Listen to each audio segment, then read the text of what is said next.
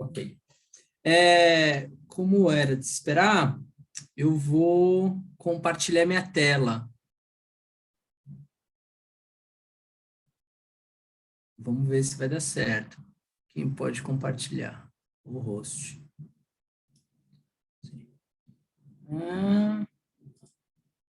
Tá. Peraí. Tá aqui. Agora vamos lá. Agora vai. Vamos ver se vocês estão... Vamos ver se vocês estão aqui. Vocês estão vendo? Sim, João Vitor. Tranquilo. Também estou vendo. Eu estou com duas telas, então eu não vou olhar para a câmera, eu vou olhar para a apresentação. Bom, gente, a ideia é a gente contextualizar a reforma do ensino médio, o novo ensino médio, e apresentar um pouco como que a gente está pensando isso. Então, o tema sobre qualidade educacional é um tema que é uma discussão que está muito presente nas políticas públicas em educação. Então, como alcançar uma boa qualidade educacional? E vira e mexe tem políticas que são alteradas, são implementadas para alcançar essa nova condição. E aí, recentemente, no final da última década, teve uma discussão de uma reforma curricular chamada Base Nacional Comum Curricular. A principal proposta dela é ampliar a carga horária de uma maneira geral e tornar esse currículo mais atrativo para todos os jovens. A BNCC, ela corresponde a uma reforma curricular que ela pega do ensino fundamental ao ensino médio. Tem a BNCC também do ensino infantil, então é toda a educação básica. Especificamente para o ensino médio, tem uma discussão que ela aconteceu paralela. E quando a gente observa os indicadores educacionais, a gente verifica que os indicadores relacionados ao ensino médio, eles apresentam um baixo desempenho. Os alunos têm um baixo desempenho nesses indicadores. Falando do IDEB, IDESP, aqui no estado de São Paulo. E aí, especificamente para o ensino médio, a proposta foi garantir uma ampliação significativa na carga horária, colado com a reforma da base comum curricular, e criar uma condição para que esses estudantes eles tivessem que o currículo fosse mais atrativo, que eles pudessem ser mais ativos na escolha do que vai ser estudado no ensino médio. Então, o que o governo e quem produziu a lei entende como um currículo mais atrativo?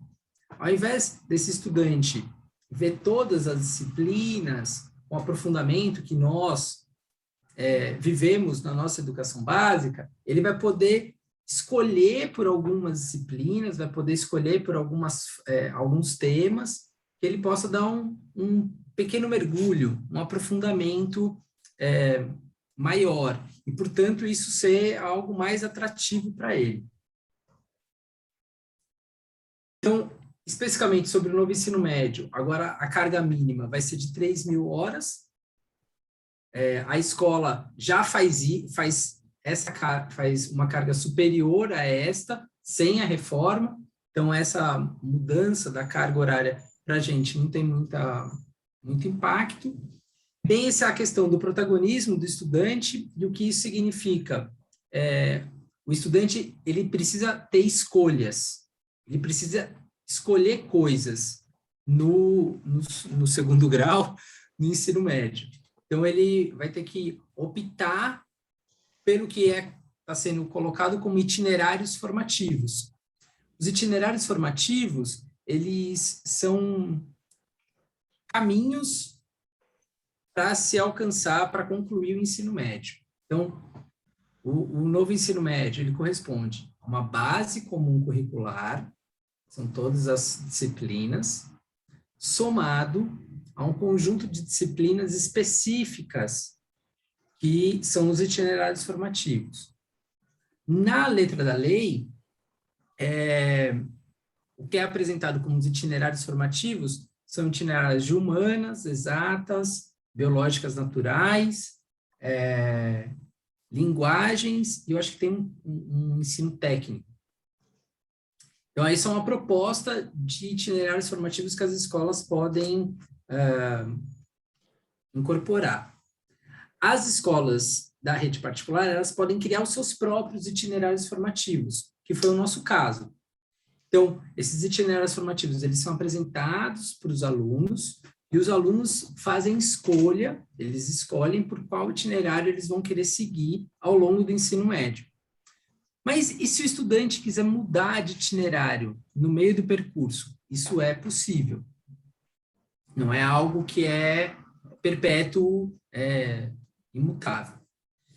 E como tem essa discussão do protagonismo, tem essa discussão sobre alcançar uma melhoria na qualidade educacional, o que os agentes públicos identificaram é que os estudantes do ensino médio não tinham uma identidade com o currículo do ensino médio.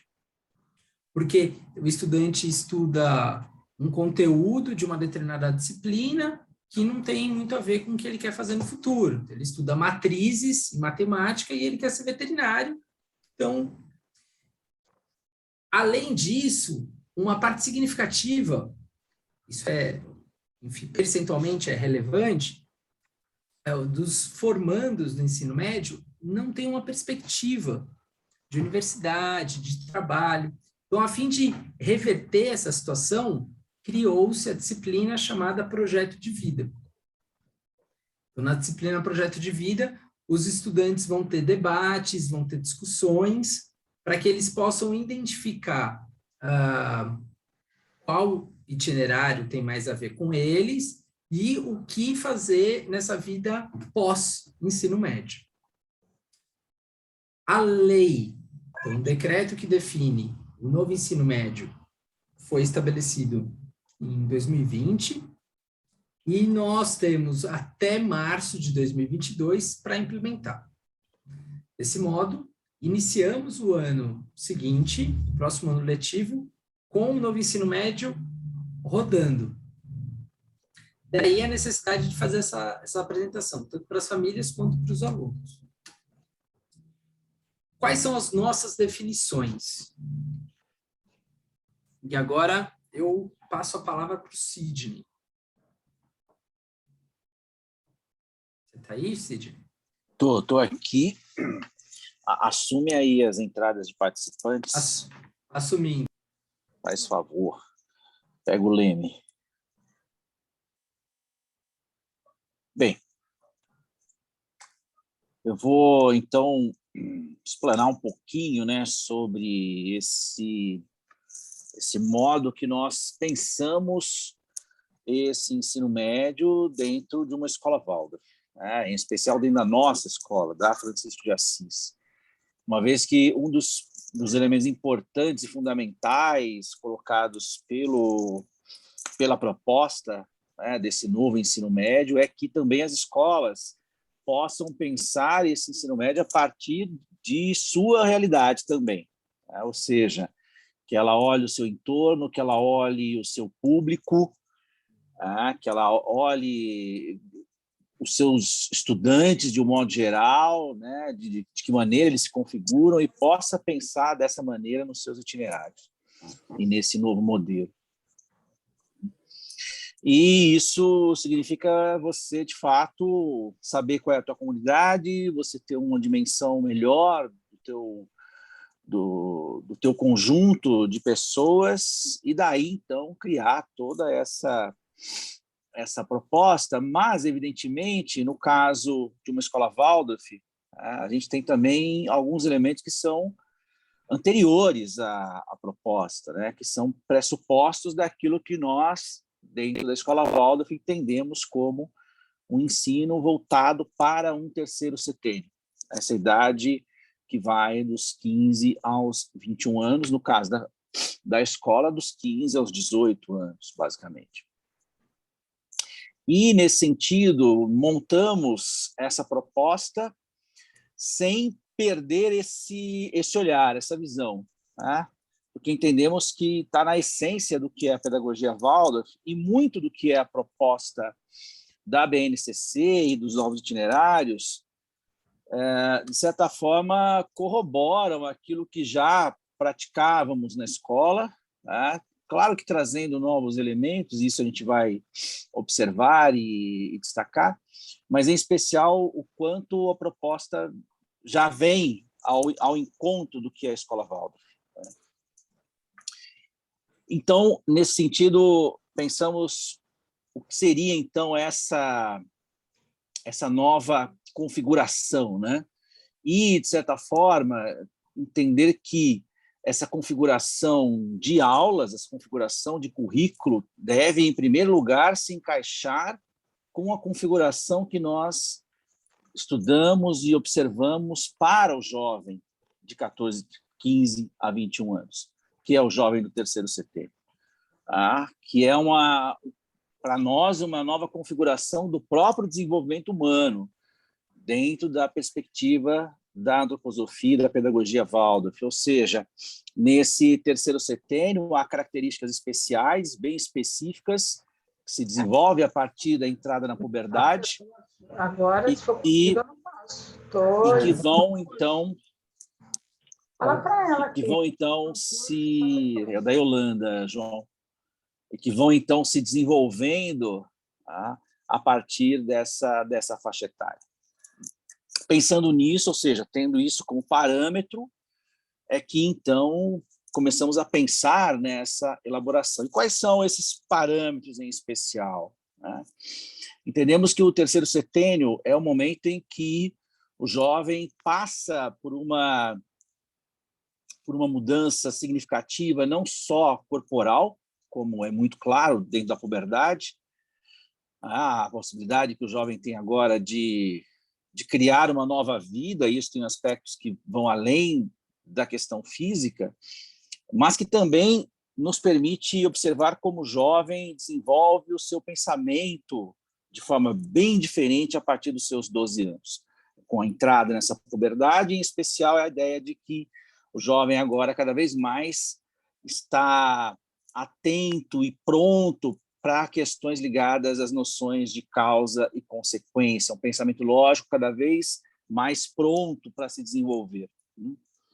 E, ao mesmo tempo, no terceiro setênio, entramos, então, com possibilidades de observar como o jovem vai formar o seu juízo, ou seja, a sua capacidade de julgamento, anteriormente muito ligada às questões sentimentais, às questões de simpatia e antipatia, mas que agora, no terceiro setênio, no ensino médio, deve se desenvolver por um outro aspecto, em que as questões de antipatia e simpatia fiquem num segundo plano e novos modelos de empatia possam se desenvolver. Nesse momento, observamos que o jovem está cada vez mais familiarizado com o que a gente chama de mundo terreno, as tarefas que esse mundo, de certa forma, propõe à humanidade, propõe ao jovem, e de que maneira também esse jovem vai observando como o mundo funciona. Cada vez mais isso vai tomando uma clareza para o jovem, que é tarefa da escola, em especial da escola Waldorf, contribuir para que esse olhar sobre esse funcionamento do mundo seja um olhar que, de fato, não apenas desenvolva o pensamento, mas também busque um olhar ético, um olhar novo e positivo sobre esse funcionamento do mundo. Esse conhecimento do mundo é múltiplo, e essa multiplicidade é um dos aspectos fundamentais para entender. Por quê? Porque é nessa multiplicidade que a gente vai perceber o quanto o jovem precisa, na verdade, descobrir e abrir, ampliar o seu campo de visão. Eles entram na adolescência com posições muitas vezes rígidas em relação a determinadas coisas. As famílias sabem muito bem disso, que é um jovem de 13 anos, 14 anos se posicionando quando algo o contraria, e o quanto as posições são duras, são radicais, né? São difíceis de serem observadas sob pontos de vista diferentes, E é trabalho da escola, em especial da pedagogia Waldorf, de desenvolver essa ampliação de visão, que evidentemente se dá através de todo o terceiro setênio. Essa ampliação só se pode, de fato, observar com a multiplicidade, com a ideia de que o jovem precisa conhecer o mundo na sua imensa e grande e incomensurável diversidade. Diversidade de matérias, diversidade de pontos de vista, diversidade de conhecimento. Quanto mais nós abrimos ao jovem o mundo, quanto mais nós expomos a realidade deste mundo, mas a realidade na sua multiplicidade, mais estamos contribuindo para que o jovem, de fato, consiga se familiarizar, consiga ampliar essa visão e, ao mesmo tempo, consiga perceber, e talvez seja a função principal da educação e do ensino médio, mostrar ao jovem que essa multiplicidade não é aleatória, que essa multiplicidade, essa diversidade tem conexões e tem relações, se relaciona uma com a outra. Essa ideia de mostrar que o mundo se relaciona e as coisas do mundo se relacionam está intimamente ligada à ideia de procurar e encontrar um sentido para as coisas. A palavra encontrar um sentido pode ter um peso grande aqui, mas, de certa forma, ela é um norte, ou seja, o jovem, quando chega nesse terceiro setênio, quando ele tem uma visão de mundo cada vez mais clara, cada vez mais aguda em relação às pessoas, às coisas e aos acontecimentos, é também um momento de grande choque, é também um momento de grande espanto por parte do jovem, porque, ao mesmo tempo que ele tem clareza de pensamento, ele também ainda não consegue necessariamente encontrar conexão entre as coisas. Conseguir relacionar coisas diferentes e encontrar uma explicação dos porquês, dos comos, dos o quês acontecem e de quem participa disso tudo. O grande drama da juventude é a visão atomizada, a visão em que as coisas não adquirem conexão. Todos nós que já passamos pelo ensino médio anterior, sabemos como as matérias se diversificavam, mas não encontravam grandes relações, não víamos conexões entre elas. A ideia de transdisciplinariedade, que é uma ideia já que há algum tempo está na educação, surgiu em função muito dessa possibilidade de nós conectarmos as coisas, conectar a matemática com o dia a dia, conectar a língua com a história, com a arte, com a física, conectar as diversas matérias, os diversos modos de conceber o mundo, de modo que eu entenda que todas as coisas se conectam e, portanto, elas fazem sentido. Tá? Dar sentido, produzir sentido. Em especial na escola Waldorf, nós trabalhamos com aquilo que entendemos ser o ponto principal desse processo, tá? Que é o processo global, no sentido de que nós olhamos para o jovem de forma que vai além do seu intelecto, que vai além das suas faculdades intelectuais, tá? E que, na verdade, abrange o seu sentimento, abrange a sua vontade, o seu querer, o seu fazer, abrange sua imaginação e, em especial, abrange a sua formação de caráter, a sua personalidade, que cada vez mais, nesse terceiro setênio, se desenvolve e cada vez mais constitui a força que vai mover a descoberta da própria individualidade. Em especial, o que buscamos aqui é utilizar essas forças potenciais do jovem, que estão no intelecto, que estão nos sentimentos, os sentimentos se aprimoram, os sentimentos assumem novas tonalidades, né, ganham uma gama de dimensões e, ao mesmo tempo, o jovem está pronto para o fazer. Né? Esse fazer que cada vez mais é atacado por esse mundo moderno. Essa vontade de fazer e essa ação cada vez mais atacada pela passividade que esse mundo moderno nos proporciona.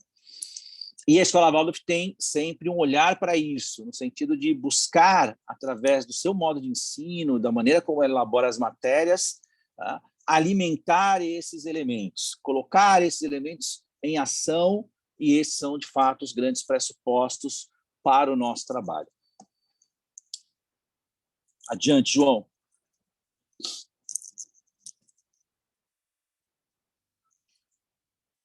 E é nesse sentido que a gente vai, então, começar a elaborar a proposta. Tá?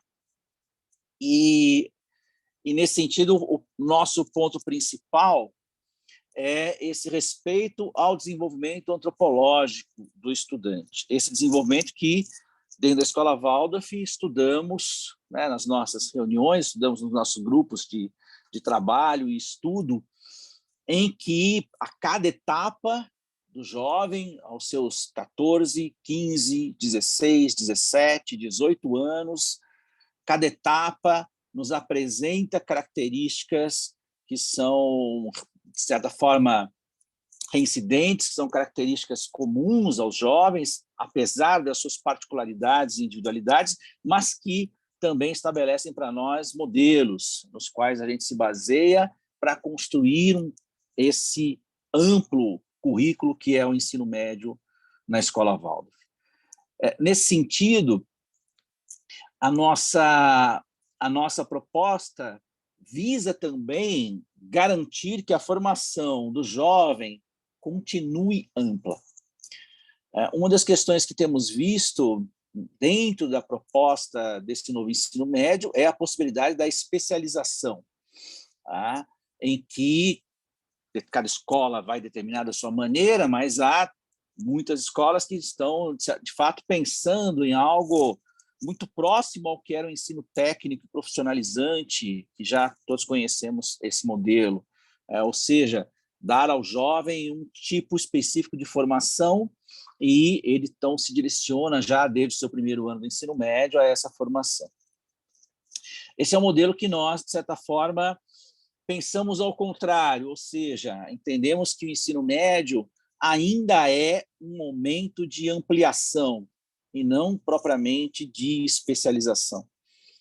Um momento em que, na verdade, agora com esse pensamento cada vez mais claro, cada vez mais potente, o jovem está ávido por conhecer a diversidade, por conhecer as diversas possibilidades que o mundo lhe dá.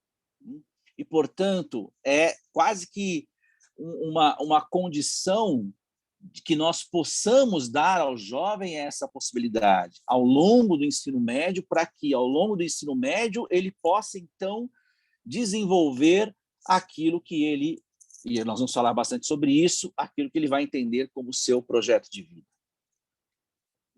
Então, esse elemento, né, esse pressuposto de que o jovem precisa desse olhar amplo é que norteia o modo como nós vamos desenvolver essa proposta, tá? Que vai ser implementada gradualmente. Começaremos em 2022 implementando essa proposta no 10º ano, que é o primeiro ano do ensino médio normal, o segundo ano para nós dentro da Escola Waldorf, já que o 9º entendemos como ensino médio, mas o 9º ainda será um momento de preparo para isso. Tá? A gente vai preparar o 9º ano para que ele venha a conceber esse novo projeto de ensino médio a partir do 10º. Nessa implementação, que começa ano que vem com uma sala e depois vai se ampliar para as outras, uma área que já desenvolvemos há muito tempo, desde que criamos o 9º ano, há mais de 20 anos, é a ideia da tutoria. E o que é a tutoria? A tutoria é uma área dentro do ensino médio que visa colocar frente aos jovens uma possibilidade de desenvolvimento da autonomia. Então, os tutores escolhidos dentro da escola sempre tiveram um papel importante de auxiliar os alunos ao longo do ensino médio de desenvolverem a sua autonomia, desenvolverem o seu modo de enxergar a vida, suas capacidades de independência em relação ao estudo, em relação ao conhecimento e também em relação às suas próprias questões profissionais, sociais e também pessoais ao longo de todo o ensino médio.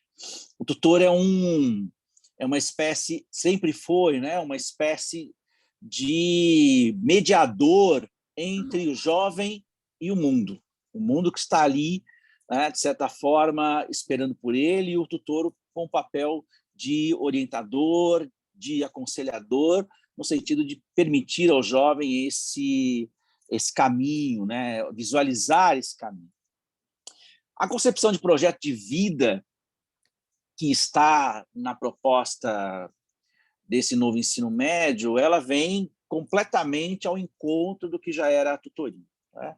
Com novos elementos, talvez, mas certamente ela se encaixa muito no que nós entendemos como tutoria, né? E a transformação de uma em outra será, para nós, bastante produtiva, né? No sentido de que ela, de certa forma, corrobora o que já fazíamos, né? Ela, de fato, ela vem nos mostrar que tínhamos já um caminho que é um caminho que certamente ajuda muito o nosso trabalho. É pensar que o jovem pode, ao longo do ensino médio, não apenas escolher uma profissão. Que o projeto de vida não é a escolha de uma profissão. O projeto de vida é a visualização de um futuro, a visualização daquilo que está projetado, né?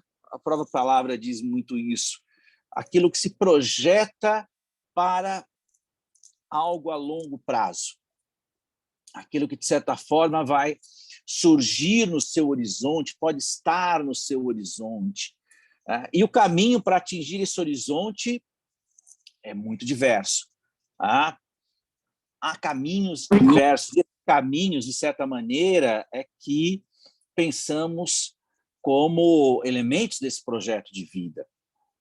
Que o jovem, ao longo do ensino médio, desenvolver um autoconhecimento, cada vez mais saber quem ele é, saber o que ele gosta, saber quais são as suas aptidões a se desenvolver, saber de que maneira ele pode se inteirar melhor entre as pessoas, se relacionar melhor com as pessoas, seja no seu âmbito familiar, seja no seu âmbito escolar, seja no âmbito social mais ampliado, de que maneira ele pode contribuir com as suas qualidades para aquilo que um grupo, uma sociedade necessita, e, em especial, como é que ele vai, pessoalmente, se sentir cada vez mais tranquilo dentro dessas concepções, ou seja, adquirir, ao longo do ensino médio, uma estabilidade emocional.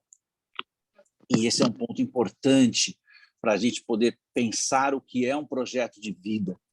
Um projeto de vida não é uma meta a ser atingida ao fim do ensino médio, tá? Ao fim do ensino médio, você ainda não tem um projeto de vida a ser atingido, você tem caminhos que você pode desenvolver a partir dali.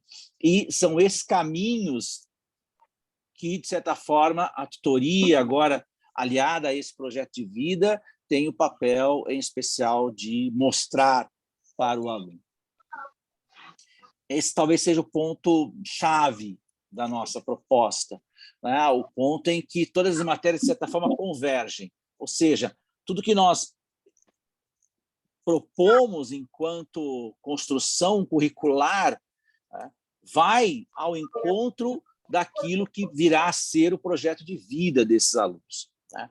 E, nesse sentido, a necessidade de nós mantermos essa visão ampliada, sempre ampliada, que aos poucos pode se, ao longo do 11º e do 12º, pode, então, sendo focada, encontrando um caminho mais específico, deixando outros de lado, mas, inicialmente, ela precisa ter uma amplitude para nós bem maior.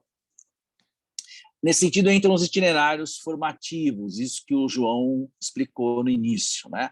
Que é uma parte agora do currículo que será mais flexível do que o que anteriormente se fazia. Há uma flexibilidade maior em olhar e trabalhar uma parte do currículo com os alunos, né? Muito dentro do que nós já fazíamos, ou seja, a ideia da atuação do estudante, a ideia da prática do estudante dentro da matéria, ou seja, não apenas a matéria sendo dada e o estudante levando aquilo de forma passiva, mas também atuando e criando algo em cima das matérias. Tá? Daqui a pouco eu falo sobre esses 2 itinerários, né? A gente tem, na próxima página ele vai mostrar bem isso, mas, em especial, além dos itinerários, a gente também tem que considerar aquilo que a escola já tinha como trabalho. Tá? Ou seja, o que fazíamos antes, que nós chamamos de estágios e saídas de campo, tá? Já contemplavam boa parte do que a gente chama hoje de itinerários. Então, se nós pegarmos um pouco do que é esse trabalho no ensino médio, desde a agricultura, no 9º ano, tá? Passando pela silvicultura e a agrimensura no 10º ano, pelo estágio social e pelo estágio de Parsifal no 11º ano e pela vivência de arquitetura, pelas viagens de arquitetura no 12º ano, a gente pode perceber que todas essas saídas e esses estágios têm, em especial, um propósito que visa o fazer do aluno, visa a saúde emocional do aluno, né, no contato com a natureza, no trabalho com a terra, na reflexão sobre si mesmo, sobre o seu autoconhecimento, no trabalho com o outro no estágio social, na aquisição de um conhecimento que exige precisão pelo próprio trabalho na agrimensura, na questão artística, arquitetônica e urbanística, ou como o homem, de certa forma, se concebe enquanto ser que mora, que se desenvolve dentro de uma construção, na arquitetura.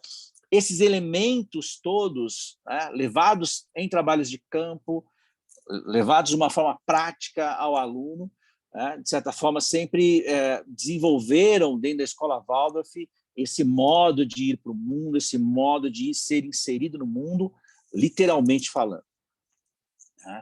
Por outro lado, que também já está contemplado dentro do que trabalhamos na Escola Waldorf, ou seja, todas as oficinas que são desenvolvidas dentro do currículo já no ensino médio, ou seja, pensando não apenas desde do 9º, né, mas pensando tudo que eles fazem lá, desde o 5º ano, né, com a marcenaria, por exemplo, que é introduzida naquele momento, 5º, 6º ano, e que vai até o ensino médio, e através desse ensino de oficinas, a gente pode observar o aluno sendo várias coisas, sendo artesão, num determinado momento, sendo um técnico, de fato, desenvolvendo a técnica de alguma coisa num segundo momento, sendo também um artista num terceiro momento, buscando a beleza de um objeto, buscando alguma coisa mais singular em termos de beleza estética, e todas elas voltadas não à teoria, mas à prática, no sentido de que estamos sempre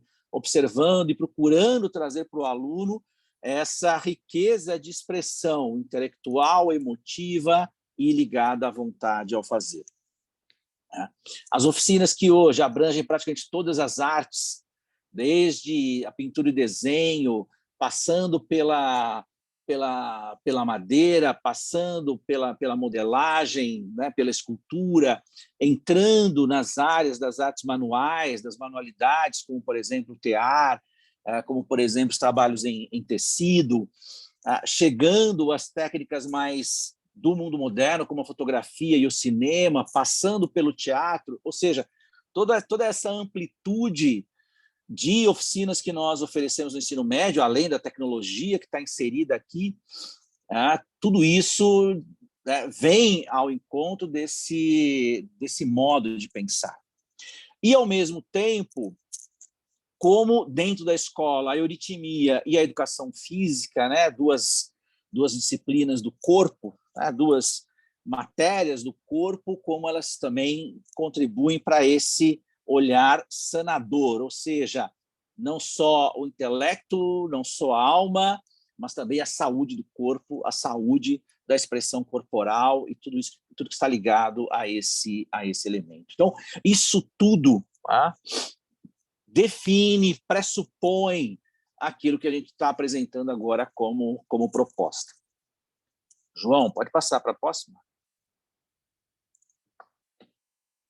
Bem,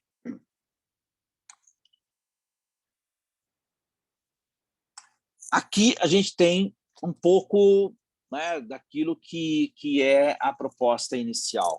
Ou seja, é uma proposta que está voltada, em especial, para o 10º ano,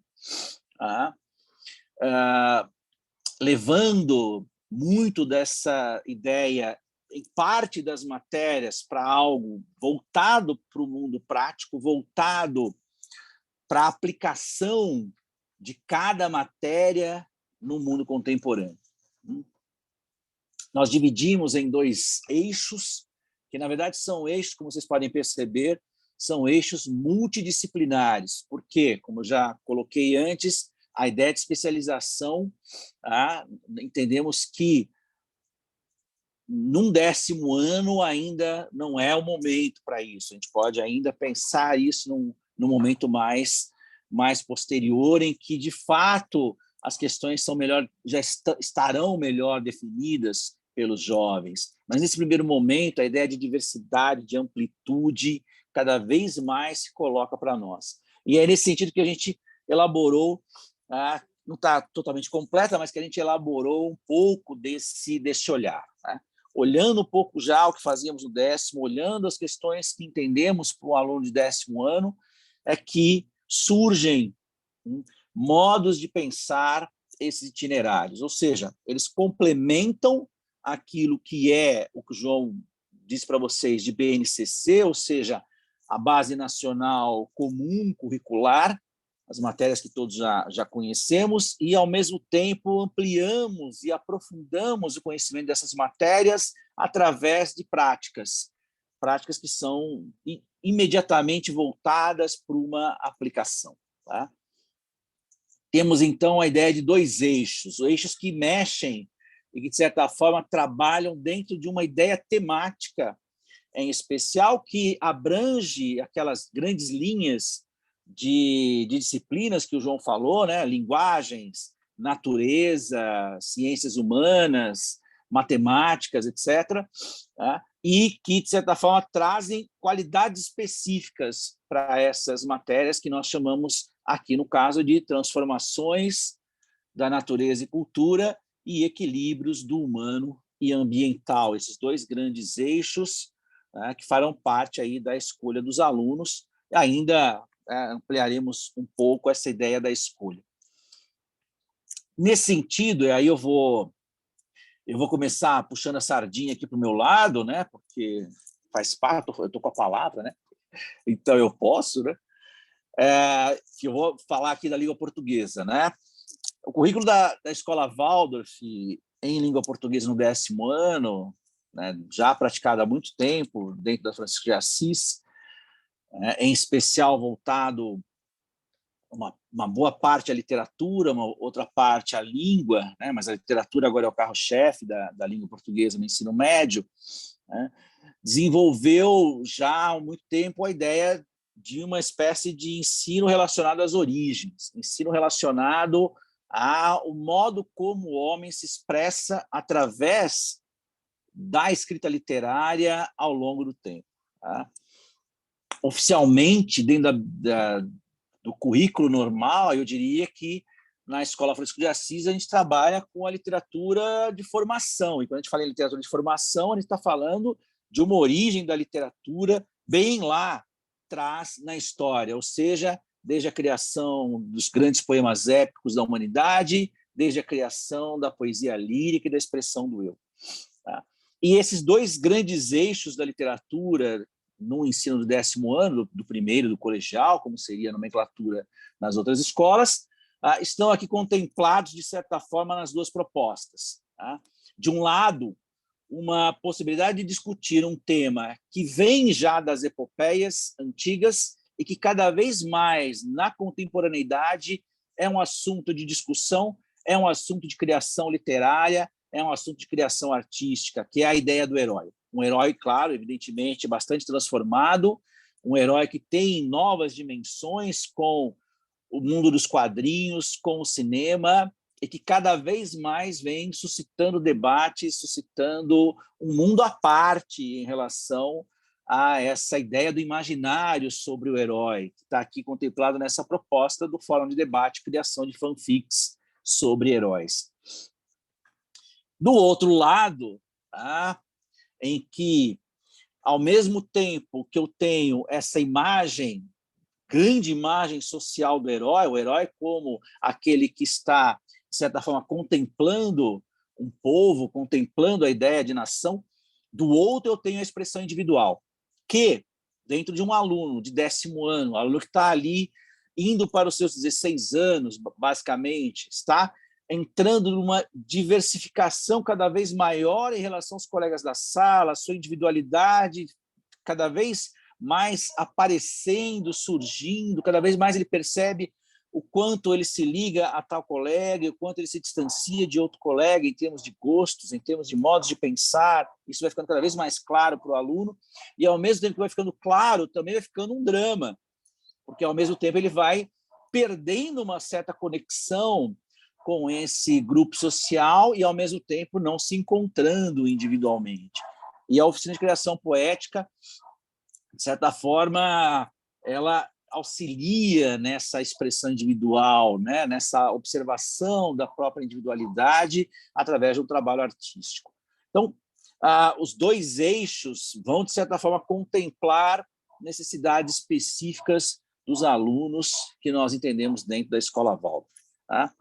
Eu não vou discorrer sobre todos os itens que aí estão, eu vou até chamar meus colegas para se colocarem aqui em relação a alguns itens, só para vocês entenderem um pouquinho como é que se monta esse quadro, né? Que é um quadro bastante amplo, é um quadro que, de certa forma, já pertencia ao nosso ensino, mas agora observar de uma forma um pouco diferente, e como talvez a gente possa aplicar esse quadro dentro de um 10º ano, que depois no 11º se modifica, num 12º ano também se modifica, talvez com um olhar mais especializado a partir daí.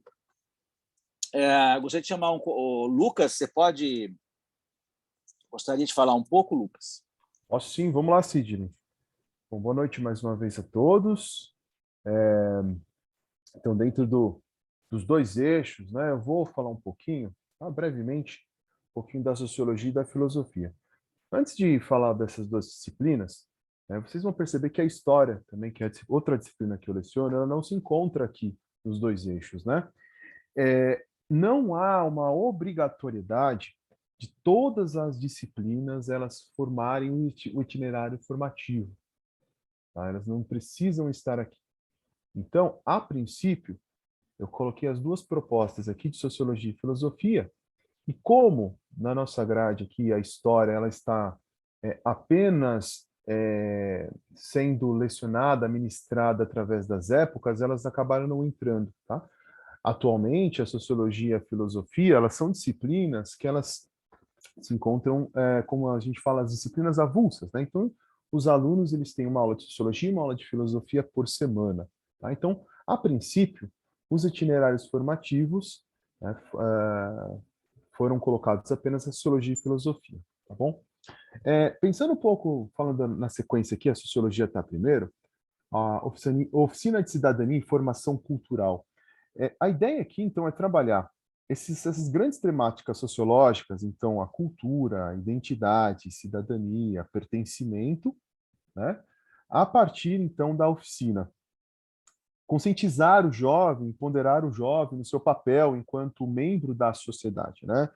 E, então, a ideia é então, trabalhar esses grandes temas, mas, ao mesmo tempo, trazer para perto do jovem, a convivência dele na sociedade, tá? Então, por exemplo, usar o território como o bairro em que ele vive, aonde ele se identifica, ele cria laços, né? E em que podemos trabalhar, por exemplo, projetos de reestruturação do bairro, resgate da memória do bairro, tá? Saber quais são as instituições ali que são decisivas para a transformação desse espaço. Tá? Então, a princípio, a oficina de cidadania e formação cultural, ela seguiria por esta linha. Tá? A sociologia, no outro eixo, o equilíbrio do humano e ambiental, a gente já teria como um observatório social, né? Buscar aqui ainda sobre essas grandes temáticas sociológicas, desenvolver a convivência comunitária e cidadã do jovem. Tá? Quais são as áreas da sociedade que são importantes que esse jovem vivencie para que ele se emancipe, para que ele se torne cada vez mais integrados a ela. Então, pensar, por exemplo, em trabalhar junto com esses jovens a importância da mobilidade urbana, equipamentos culturais diversos, né? As esferas municipais participativas, então, conselhos e entre outras esferas de decisão do bairro. Pensando nessa questão de interação entre as disciplinas, tá? Principalmente isso eu vejo neste momento mais no eixo de transformações de natureza e cultura, da natureza e cultura, parcerias, por exemplo, com a proposta do professor Alan, que hoje não está aqui, mas que ele propõe um laboratório de tratamento de dados. Então, buscar dados, estatísticas, fazer levantamentos para que a elaboração dos projetos de reestruturação do bairro, por exemplo, como eu pensei, tivesse um embasamento, né, mais assertivo e que a proposta esteja mais próxima. Afinal de contas, os itinerários eles têm esse cunho de protagonismo do jovem, do fazer muito forte do jovem. Tá? Falando um pouquinho da filosofia, então começando pelo eixo de transformações da natureza e cultura, a gente tem ali na filosofia a oficina Parlamento Jovem. Tá? Então, a ideia, então, aqui trabalha também as temáticas da filosofia, que nós estamos, nesse momento do 10º ano, estamos trabalhando a filosofia clássica, principalmente os filósofos gregos. Tá? Então, a partir dessa vivência cidadã também, falar um pouquinho do papel dos vereadores, o papel da Câmara Municipal, que são essas esferas. A gente está falando de educação política, para esse norte que nós podemos olhar junto com os jovens, né? Compreender, por exemplo, na oficina do Parlamento Jovem, a elaboração e a tramitação de um projeto de lei. Né? Conversar um pouquinho como é que é isso. O que é a constitucionalidade de um projeto de lei? O que é elaborar um projeto para o seu bairro, para a sua localidade? Né? Que é o princípio, né? Da vida política desse jovem. Tá? E, claro, perpassando as grandes correntes filosóficas aí da antiguidade clássica, principalmente, vejo aqui os filósofos gregos. Tá? Já no eixo de equilíbrios do humano e ambiental, a gente tem ali a proposta, né, de um laboratório de política, e aí focado na teoria da democracia. Né? Principalmente a filosofia, tá? Que está a sociologia também, mas ela corre ali junto, muito próximo, dos assuntos que são trabalhados na disciplina de história. Tá? Que a gente está trabalhando a antiguidade, nesses povos da antiguidade.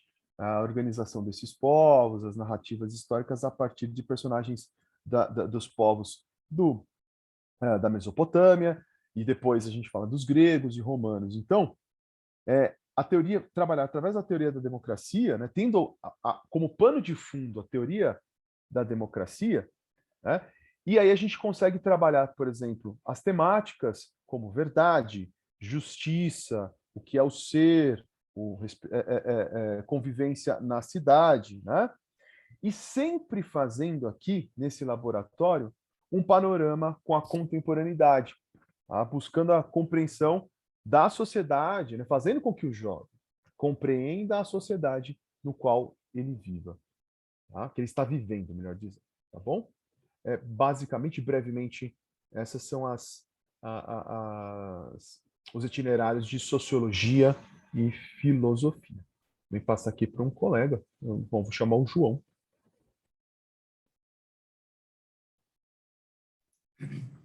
Tá, obrigado, Lucas. Vale a pena trazer um ponto que nos itinerários formativos, a proposta da lei, ela traz algumas sugestões de como as disciplinas podem ser trabalhadas. Então, eles propõem laboratórios, oficinas, clube de leituras, núcleos de estudos, incubadoras, observatórios e, por fim, núcleos de criação artísticas. Então, por isso que vocês podem observar que nessa grade que a gente está apresentando, tem essas palavras, né? Fórum, oficina, laboratório, etc. Especificamente para a disciplina de geografia, o que foi pensado é, considerando esse eixo de transformação da natureza e cultura, então a ideia é montar um grupo de estudos para que a gente possa levantar informações numéricas, informações de dados e também informações visuais, de imagens, sobre como a ação humana, essa atividade antrópica sobre o planeta, está em relação com as mudanças climáticas. E aí isso é possível verificar que não se trata especificamente do aquecimento global contemporâneo, mas isso poderia abrir ao longo da história do planeta Terra, das diferentes mudanças climáticas que tivemos na história do planeta. No campo do equilíbrio do humano e ambiental, trata-se de montar um observatório sobre essas relações da sociedade com o meio ambiente. Então, essa relação, a sociedade, como que ela se apropria desse meio ambiente, quais são as transformações que isso aconteceu, se isso tem uma relação de equilíbrio, se isso tem uma relação de até onde esse equilíbrio está estabelecido e está instituído. De uma maneira geral, só para todos terem uma ideia, as propostas seriam essas. Chamar Marcos Riga, fazer a apresentação da disciplina dele.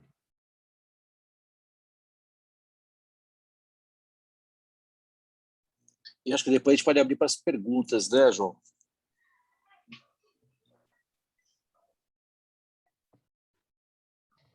Olá, pessoal. Boa noite a todos, a todas. Eu vou falar de física, mas antes eu quero puxar uma passadinha aqui para agrimensura, né? Que é o que eu trabalho bem assim, é o que eu tenho me encantado por ela. E porque na agrimensura é exatamente isso, né? Ele vai trazer essa parte da matemática mesmo na prática, né? Mas para essa daí é só um ponto, porque o que a gente trabalha muito mesmo é a parte humana, né? Assim, como trazer o equilíbrio, como realmente ele fazer as coisas com uma capacidade enorme de concentração, né, e precisão. Então, e a gente vem trabalhando isso com eles, né, num campo, no campo mesmo, e a partir daí começam os alunos, eles percebem, né, o quanto são capazes, quanto a gente consegue extrair deles, né, algumas virtudes, né, como a gente consegue desenvolver neles algum caminho assim mesmo para que eles se tornem pessoas melhores. Então, é um trabalho bonito, lindo mesmo, que eu gosto muito de fazer, né?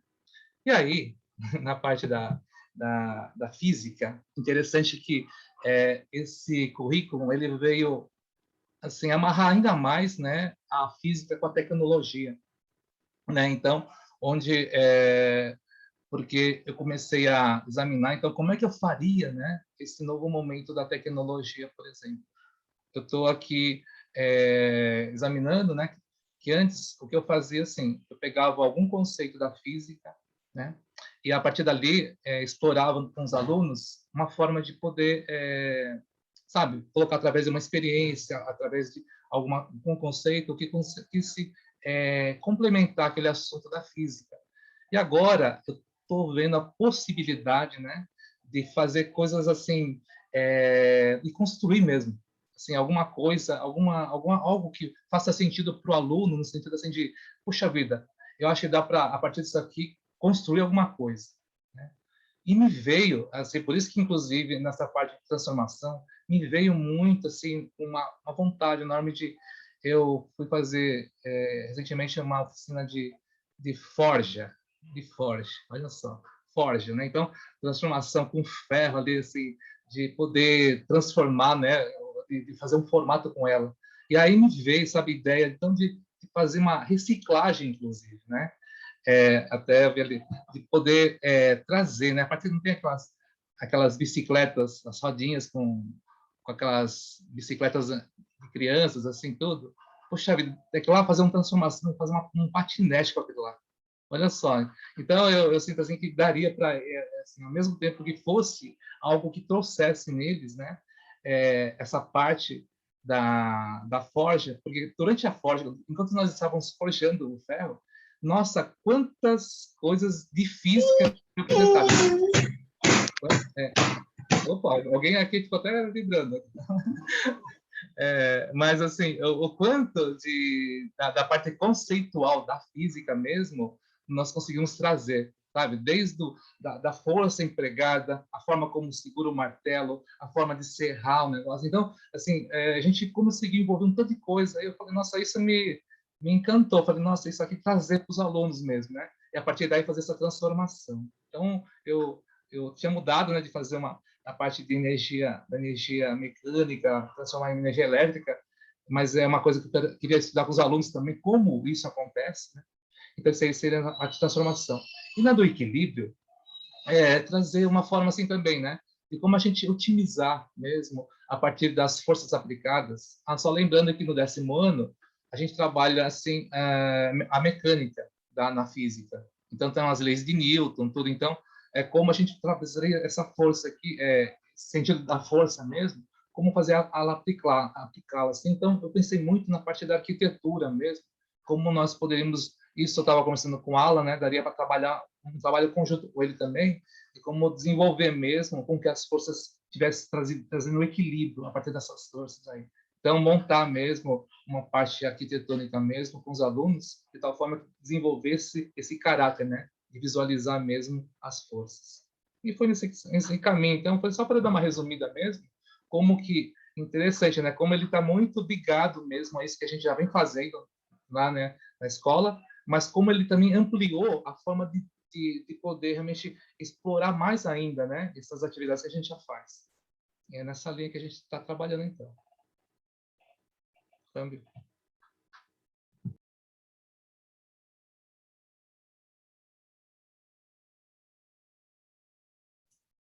Acho que agora a ideia é abrir para perguntas das pessoas que estão participando, se alguém mais quiser colocar algum ponto. Vou parar de compartilhar, para todos poderem se ver, mas, havendo necessidade, eu compartilho novamente. E aí, se alguém quiser levantar alguma questão, pode colocar no chat, que aí a gente vai chamando. Pode falar também, né, se quiser, né, João? Pode já abrir o microfone e sair falando.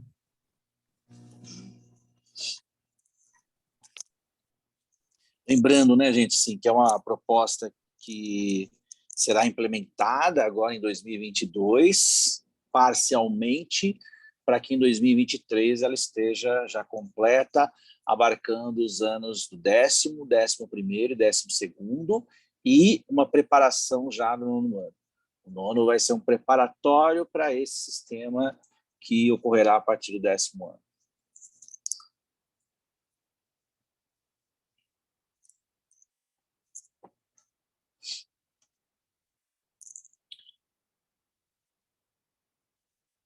Alguma questão, alguma dúvida, esclarecimento? Fiquem à vontade, gente.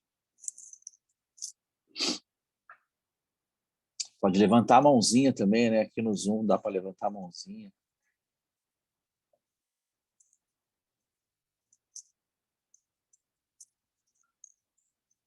Sidney, eu tenho uma pergunta. Vocês chegaram a compartilhar com outras escolas do ensino médio a proposta da Francisco de Assis?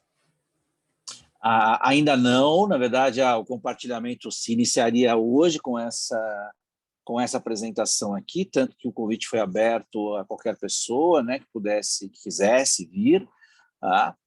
Mas temos posteriormente a possibilidade de conversar com outras escolas. Nós já vimos algumas propostas de outras escolas Waldorf, Então, a gente já sabe um pouquinho o que uma ou outra escola está fazendo, tá? Mas a gente seguiu também um caminho um pouco nosso, né? De pensar dentro da nossa realidade. Conversamos um pouco com os alunos, em especial os do 9º ano, e elaboramos algo que, de certa forma, é a cara da Francisco de Assis.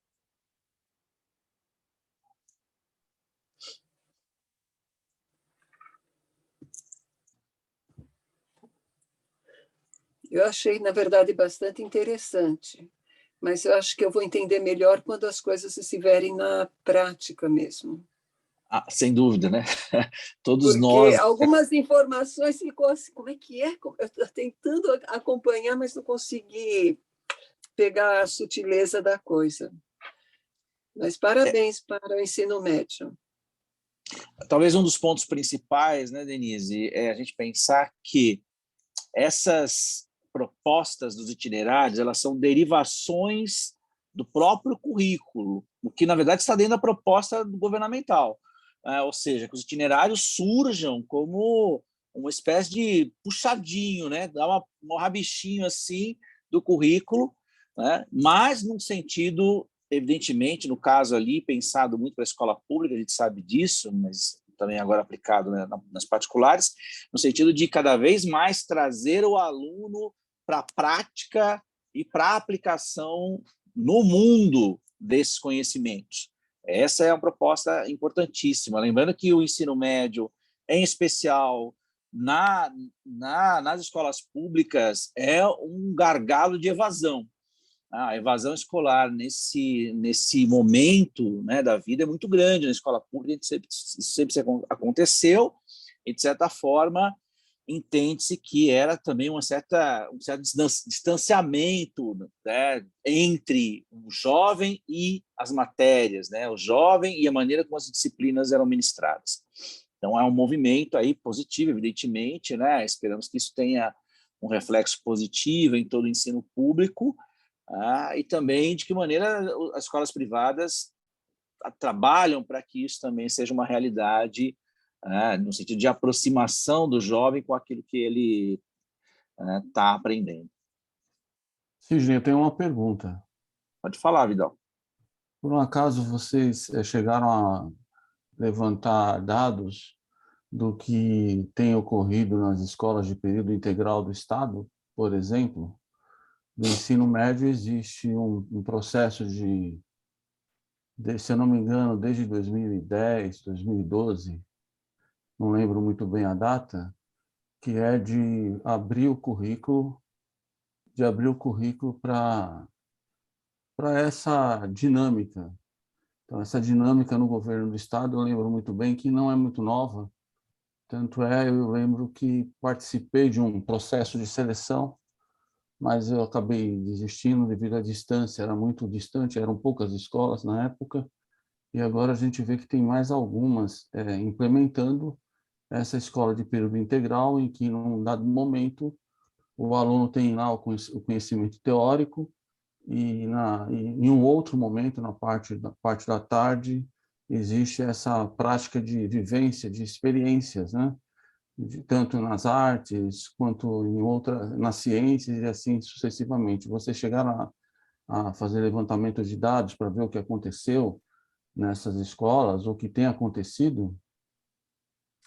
Então, é importante você ter trazido isso, porque a gente pode retomar um aspecto histórico dessa reforma educacional.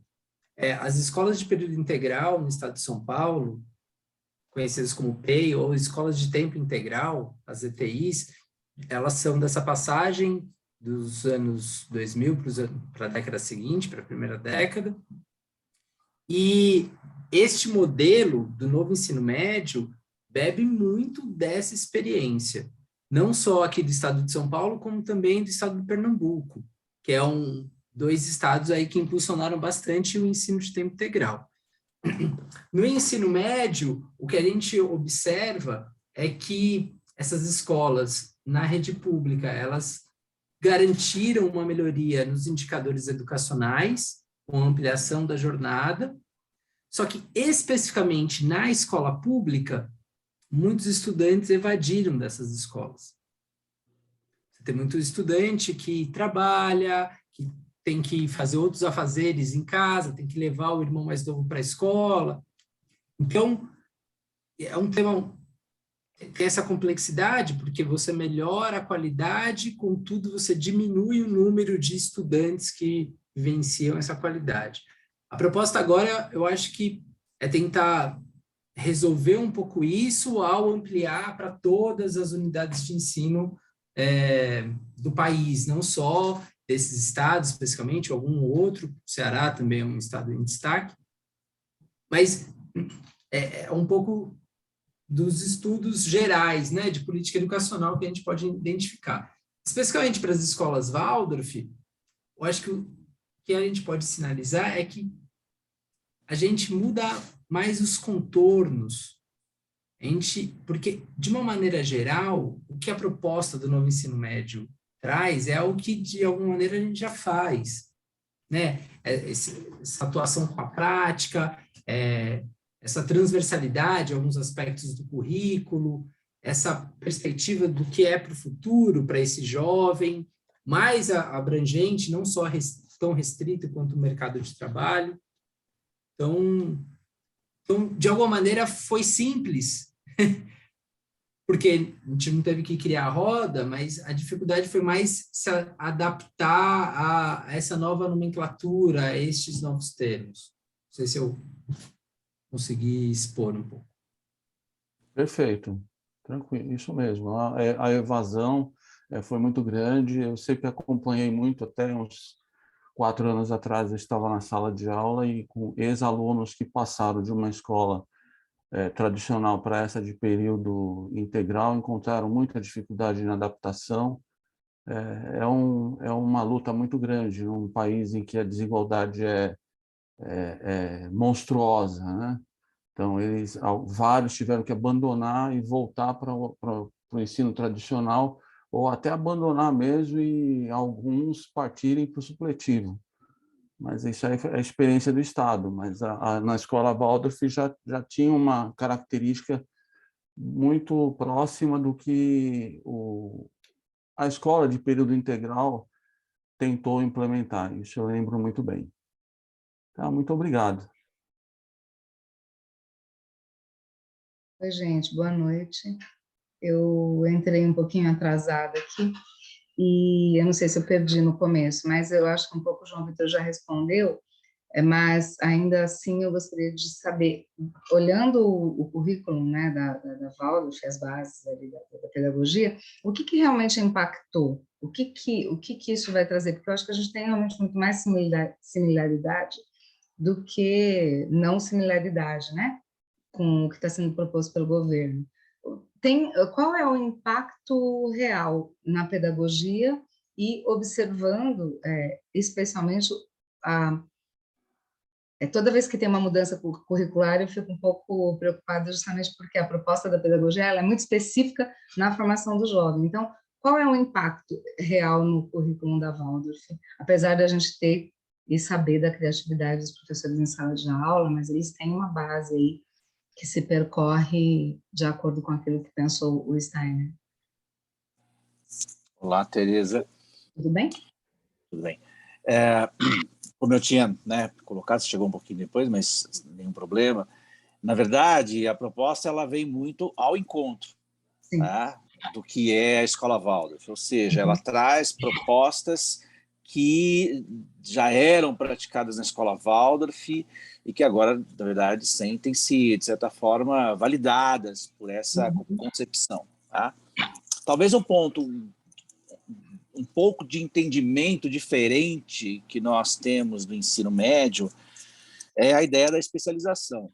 Tá? Essa ideia ela é, de certa forma, pressuposta um pouco na lei, tá? No sentido de um entendimento para a especialização que nós entendemos que deve ser pensado de uma maneira bem mais gradativa e não tão intensificada num começo de terceiro seteiro, num começo de adolescência. Tá?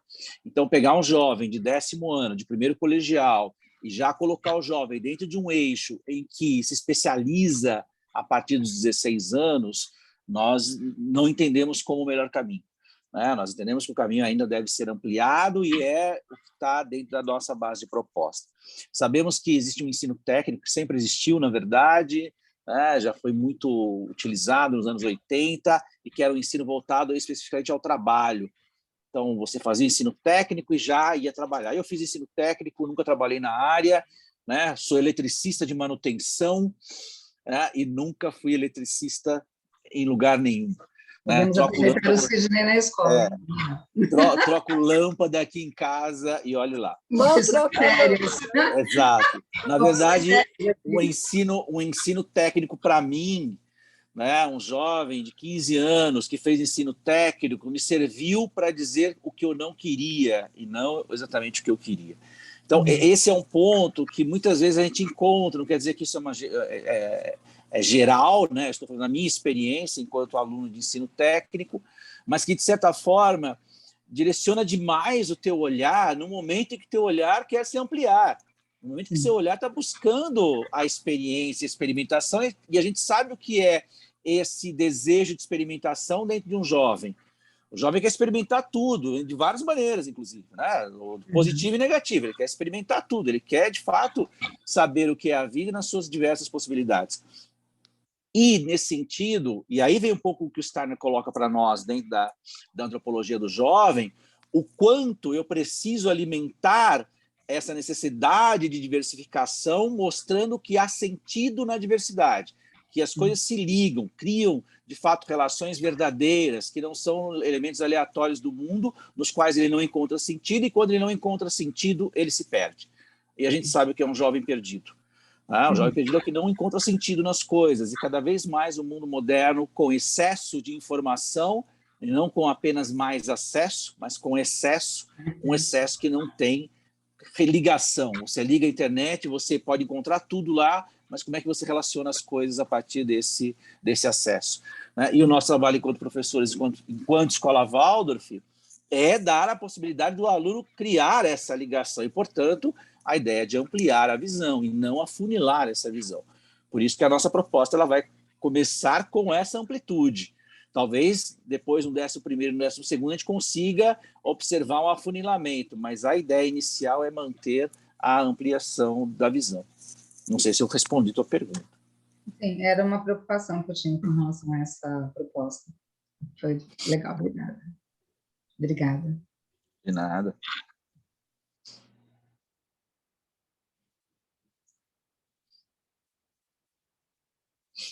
Mais alguém assim que gostaria de fazer alguma pergunta, se colocar? Te agradece também a presença de todos aqui. A gente não vai passar das 9 horas, tá? Garanto. É o nosso limite. Mas ainda há espaço para alguma pergunta, se alguém se sentir à vontade. Eu não tenho pergunta ainda, mas quero agradecer, porque assim, ter visto esse panorama que vocês conseguiram trazer hoje, conseguiram já estruturar alguma coisa para apresentar, né? Ficou um pouco mais claro esse desafio do que seria o novo ensino médio, né, numa escola Waldorf.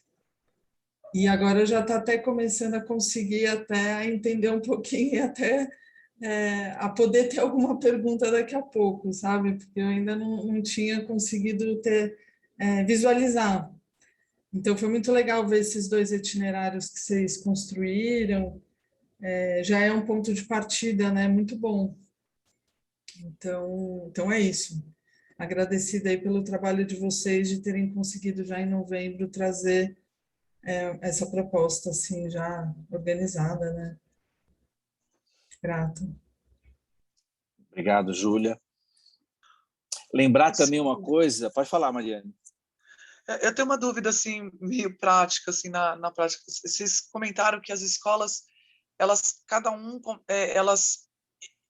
adaptam esse novo ensino médio para aquilo que é a realidade da escola, tudo.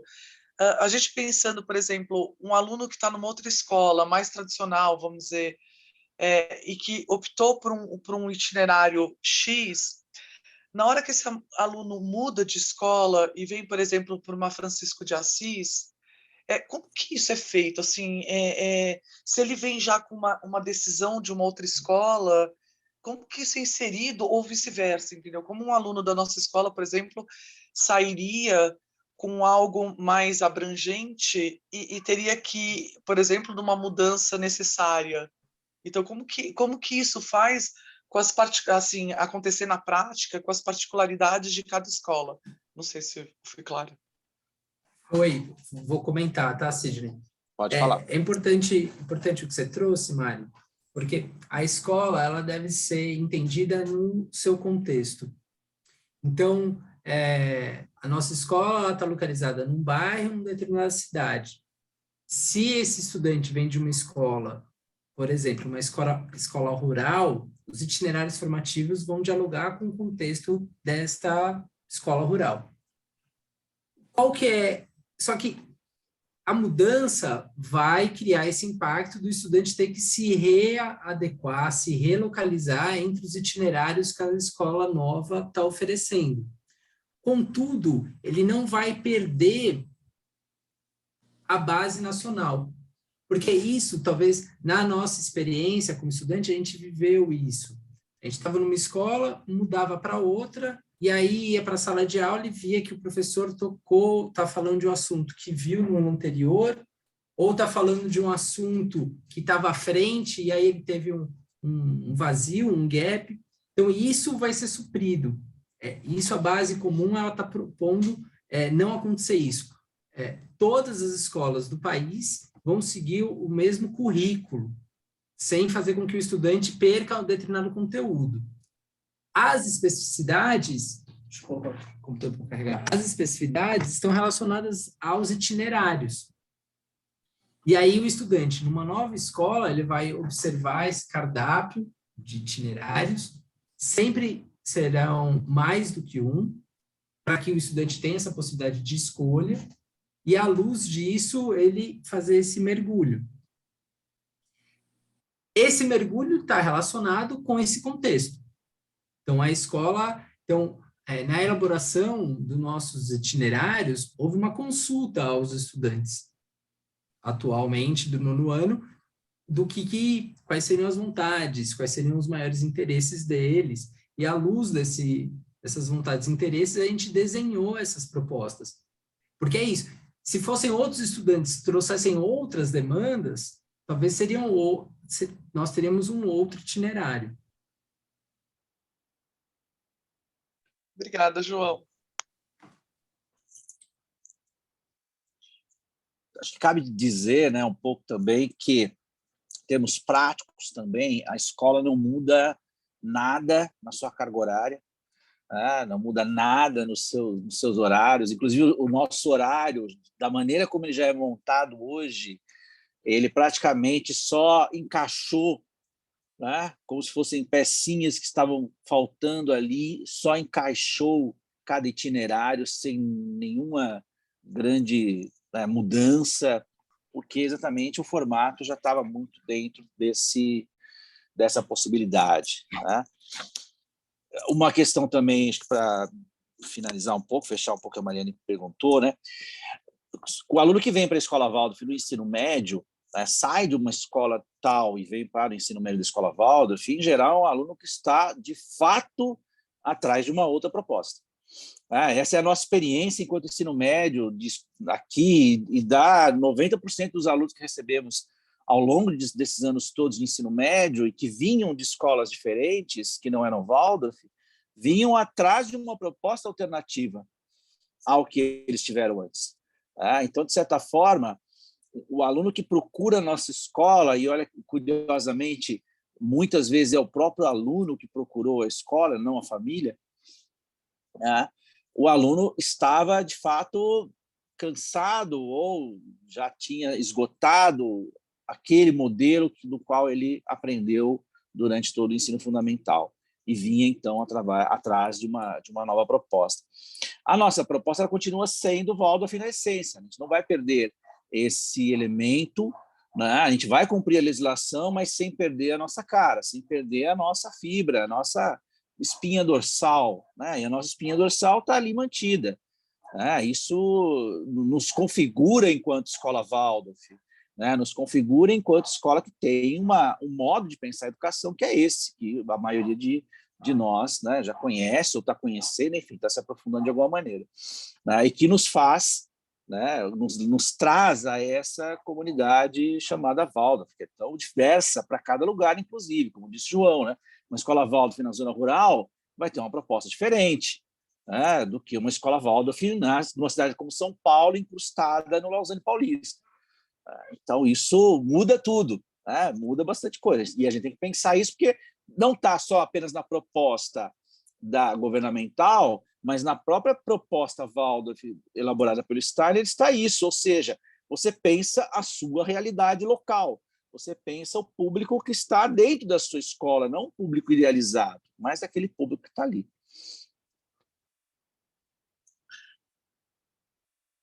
Mais alguma questão, gente? Se não tiver, a gente vai encerrar. Tá? Agradecer a presença de todos vocês. Estou vendo bastante gente aqui que não é da escola propriamente falando, mas, né, são pessoas que recebemos aqui de braços abertos, agradecendo muito, né, a participação de todos vocês, né, meus colegas aí, professores, e dou meu boa noite. Passo a palavra ao João. Bom, eu também quero agradecer a presença de todos e todos. Quero fazer uma última ressalva de como a nossa proposta ela vai no sentido desse não afunilamento. A gente está insistindo muito nisso, porque quando a gente conversa com outras escolas, independente do campo da pedagogia Waldorf ou fora, elas fecham muito, e eu acho que esse diferencial para nós é um ponto muito positivo que vai trazer substância para esses estudantes ao longo do seu percurso no ensino médio conseguir fazer decisões, escolhas mais contundentes. E é isso. Agradeço a presença de todo mundo. Boa noite. Boa noite. Boa noite. Muito obrigado. Boa noite, obrigada. Boa noite. Boa noite, gente. Bom descanso Boa noite para a todos.